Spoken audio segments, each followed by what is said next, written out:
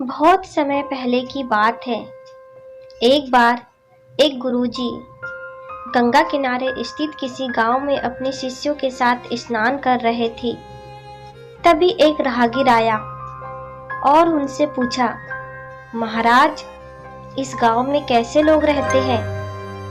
दरअसल मैं अपने मौजूदा निवास स्थान से कहीं और जाना चाहता हूँ।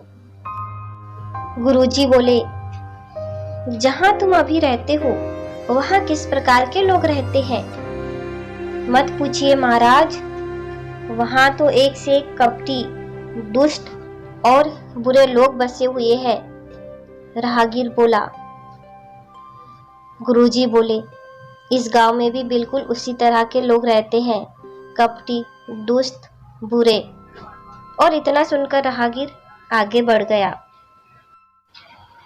कुछ समय बाद एक दूसरा राहगीर वहां से गुजरा।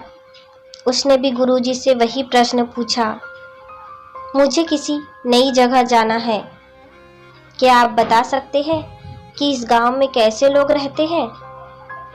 जहां तुम अभी निवास करते हो वहां किस प्रकार के लोग रहते हैं? गुरुजी ने इस राहगीर से भी वही प्रश्न पूछा। जी, वहां तो बड़े सभ्य, सुलझे और अच्छे लोग रहते हैं। राहगीर बोला, तुम्हें बिल्कुल उसी प्रकार के लोग यहाँ भी मिलेंगे, सभ्य, सुलझे और अच्छे। गुरुजी ने अपनी बात पूर्ण की और दैनिक कार्यों में लग गए।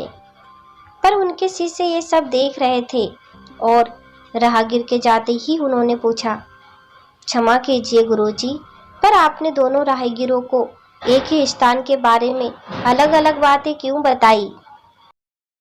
गुरुजी गंभीरता से बोले, शिष्यों, आमतौर पर हम चीजों को वैसे नहीं देखते जैसी वे है, बल्कि उन्हें हम ऐसे देखते हैं जैसे कि हम खुद हैं। हर जगह हर प्रकार के लोग होते हैं। यह हम पर निर्भर करता है कि हम किस तरह के लोगों को देखना चाहते हैं। शिष्य उनकी बात समझ चुके थे और आगे से उन्होंने जीवन में सिर्फ अच्छाइयों पर ही ध्यान केंद्रित करने का निश्चय किया।